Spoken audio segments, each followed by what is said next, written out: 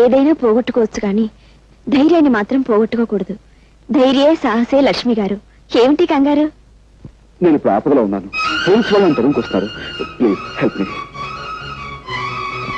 Thank you. రండి, మీరు దీని చాటు నిలబడండి. మీకేం భయం లేదు.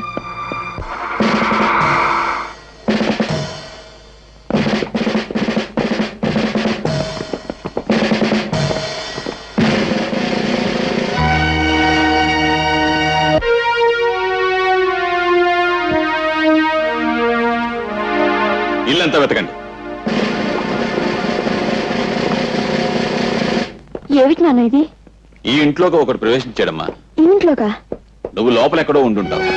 లేదు నాన్న, పని మనిషి ఇప్పటి వరకు కిందే ఉంది. ఆ మనిషి వచ్చింది నేను చూశానమ్మా. ఒకవేళ మీరు పొరబడ్డారేమో నాన్న. ఒక విషయం నీకు తెలియదు గనక చెప్తున్నాను. కోర్టులో చంచల హత్య కేసులో దొంగ సాక్ష్యం చెప్పి మనకి సాయపడినవాడు ఇతనే. సావధానంగా ఆలోచించమ్మా. ఆ రోజు నీ భర్తను రక్షించమని అడిగి ఈ రోజు నీ భర్తను రక్షించుకుంటావో లేక వేరెవరి కోసమో ప్రాణదానం చేస్తావో బాగా ఆలోచించమ్మా. అతన్ని గురించి నీకు తెలియదమ్మా. నిజంగా రక్షణ కావలసి వాడు నీ ఇంట్లో దూరలేదమ్మా. హత్య జరిగింది ఇక్కడేనని నీకు నాకు తెలియజెప్పటానికే వచ్చాడు. ఈ కేసే తవ్వబడితే నువ్వు లేవు, నేను లేను, ఆఖరికి నీ భర్త కూడా ఉండడు. ఒక్కసారి ఆలోచించమ్మా. అతన్ని మనం పట్టుకోవాలి.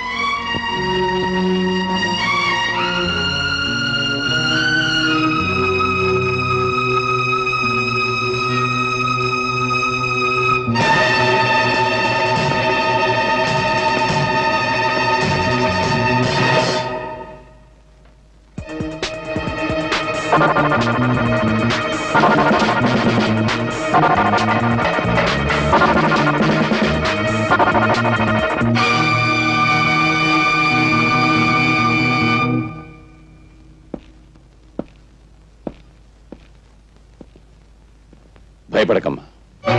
ఆ కుర్రాడి చెల్లెలు నా చేతుల్లో ఉంది. ఆమె కోసమైనా వాడు రాకా మానడు. వచ్చాక నా చేతుల్లోంచి తప్పించుకుని లేడు.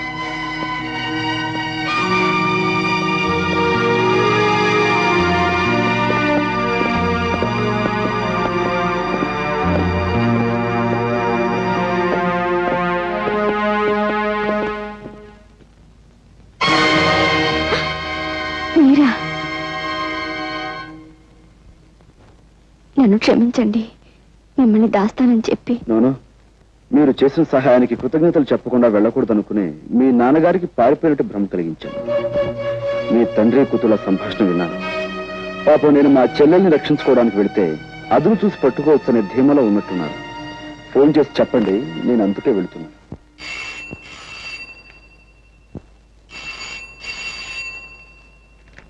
అమ్మా సావిత్రి, మీ అన్నయ్య అనుకుంటాను. ఫోన్ ఎత్తు. మా అన్నయ్య. హలో, నేనమ్మా అన్నయ్యని. అన్నయ్య, నేను ఇక్కడ. నువ్వేమీ భయపడకమ్మా. నేను హోటల్ సవేరా రూమ్ నెంబర్ 420లో ఉంటున్నాను. నువ్వు ఏదో రకంగా ఎస్పీ గారిని మాయ చేసి వెంటనే ఇక్కడికి వచ్చేసి నీకోసం ఎదురు చూస్తూ ఉంటాను. సరేమ్మా? ఏముంటున్నాడండి మా అన్నయ్య? నువ్వు ఇక్కడే ఉండమ్మా. ఇంకో అరగంటలో నువ్వు మీ అన్నయ్యని కలుసుకునే ఏర్పాటు చేస్తాను.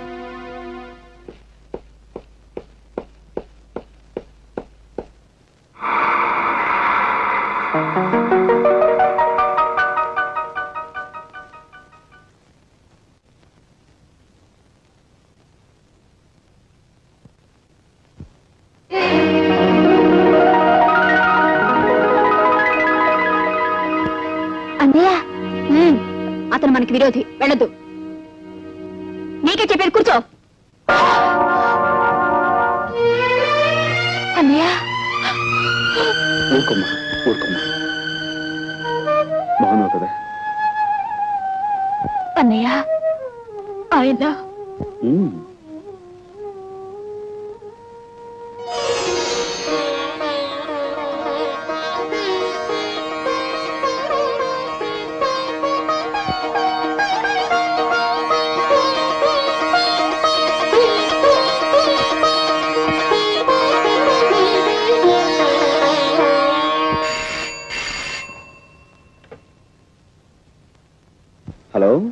ఎవరు ఎస్పీ గారా?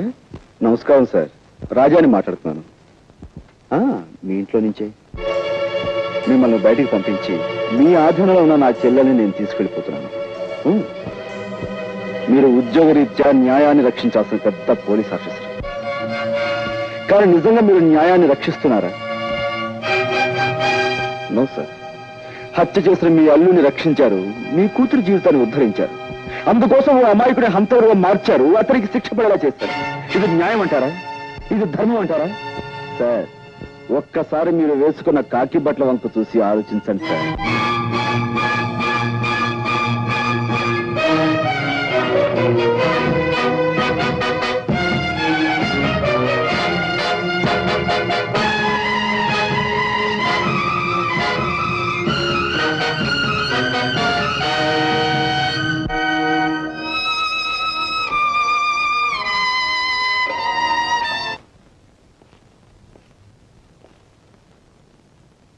ఇదేమిటయ్యా మీరు లోపల ఉండిపోయారు?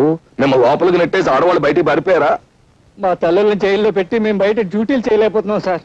అందుకని వాళ్ళ బయటకు వదిలిపెట్టేసి మేము లోనకు వచ్చేసామండి. ఈ విధంగా మా తల్లి రుణం తెచ్చుకుంటున్నాం. నిజంగా మీ తల్లి కొడుకుల అనుబంధం చూస్తుంటే నాకు గుండె కరిగి నీరైపోతుందయ్యా. సరే, ఎస్పీ గారితో నేనేదో చెప్పుకుంటాను. అన్నట్టు ఆడవాళ్లతో పాటు ఇద్దరు రౌడీ వెధవులు కూడా ఉండాలి. వాళ్ళేరి వాళ్ళు హరికథలో పక్క వాద్యాలు కదండి. వాళ్ళని విడుదల చేయకపోతే ఈ ముసలాళ్ళు బయటకు వెళ్దాం అన్నారండి. అంచేత వాళ్ళతో పాటు వెళ్ళిన వదిలేసామండి. సరే, మీరు బయటకు వచ్చాను.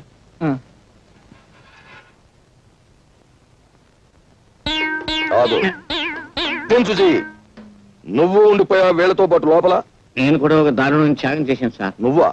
వాళ్ళకంటే తల్లులు బ్రతికున్నారు గనక కొడుకులుగా ఏదో త్యాగం చేశారు అంటే నమ్ముతాను. నీకెవరున్నారు?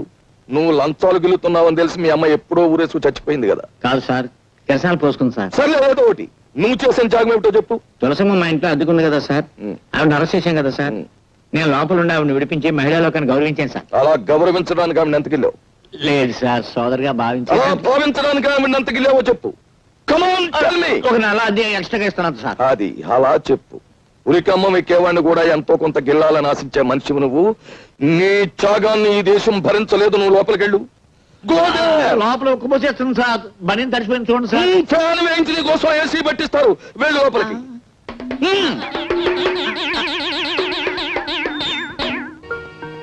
చూసావా, అసలు సిసలైన రిజర్వ్ బ్యాంక్ ఆఫ్ ఇండియా 100 రూపాయల నోట్లు.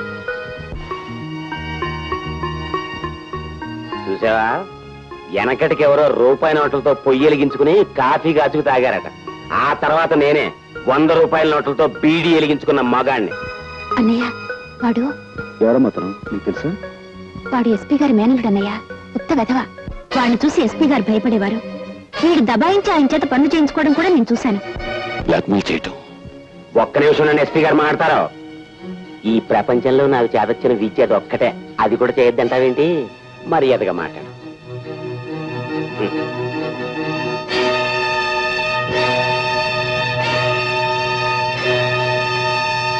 బ్లాక్మెయిల్ వీడే చేస్తున్నాడా లేక వీడితో ఇంకెవరైనా చేయిస్తున్నారా అని మనం తెలుసుకోవాలి. ఎలా?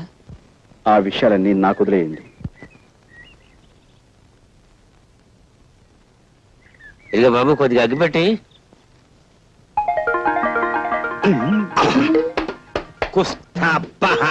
ఇదేంటి, మన ఇద్దరికి అసలు నోటికి దొంగ నోటికి ఉన్న దగ్గర పోలికలు ఉన్నాయండి. ఎవరు నువ్వు? నేను 101 జిల్లాలకి ఎదవనే. ఎదవననిపించుకోవటంలో కూడా పోటీయే. నీ ఎదవతనానికి నా జోహార్లన్నా. నాకు జోహార్లు అర్పించేవాడు నువ్వు అక్కడ కనపడ్డావు ప్రపంచంలో. నీ గొప్పతనం నీకు తెలీదు. నువ్వు హోటల్లో 100 రూపాయల నోటు వెలిగించి బీడీ కాల్చుకున్నప్పుడే తెలిసింది నువ్వెంత గొప్ప ఎదవ్వో. ఆ సప్లైర్ గాడికి నా లెవెల్ చూపించడానికి వెలిగించానన్నా.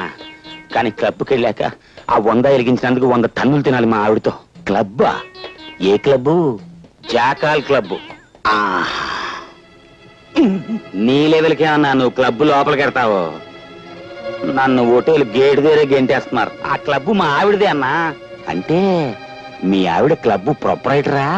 క్లబ్ ప్రొపరైటర్ వేరే ఉన్నాడు, కానీ మా ఆవిడ ఆడితో మిక్సింగ్ అయిపోయింది. మిక్సింగ్ అంటే అదే, ఇంక నానోడితో చెప్పించుకో. దీని అబ్బా, దానికి నేను మొగుండన్న గౌరవం ఏమాత్రం లేదు. రాత్రి క్లబ్ మూసేశాక కస్టమర్స్ అంతా వదిలేసిన ఫుడ్ని తినమని ఆర్డర్ వేసింది. దాన్ని బట్టి అర్థం చేసుకో ఎంత పెద్ద సైజు ఏతవనం. అంటే క్లబ్ మూసేశాక ఎంగిలి కూడి తినటానికి నువ్వు అక్కడికి వెళ్తావన్నమాట.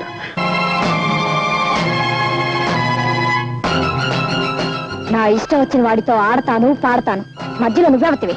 నేను ఎవర్నా? నువ్వు కావాలనుకుంటున్న ఆ వెధవకి పెళ్ళాన్ని. పెళ్ళానివా? పెళ్ళం? నువ్వు అతనికి పెళ్ళం, అతను నీకు మొగుడు.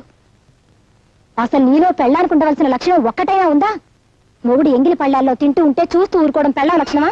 తలకి నూనెలా పెట్టుకోకుండా మాసిన గుడ్డలతో ఊరంతా బికారామల్లా తిరుగుతూ ఉంటే చూస్తూ ఊరుకోవడం పెళ్ళం లక్షణమా? సరే, అతను తప్పు చేశాడే అనుకో, అందుకని బూటకాలతో తన్నడం అది పెళ్ళం లక్షణమేనా? అతను నీ మొగుడు అంటున్నావు కాబట్టి వెళ్ళిపోతున్నాను. నిజంగా జీవితంలో నాకు అతను లాంటి వాడు దొరికితే నీలాగా భ్రష్టురాల్ని కాను. అతనితో హ్యాపీగా జీవితాన్ని పంచుకుంటాను. వస్తా. పెద్ద సావిత్రి వచ్చింది నాకు బుద్ధి చెప్పడానికి.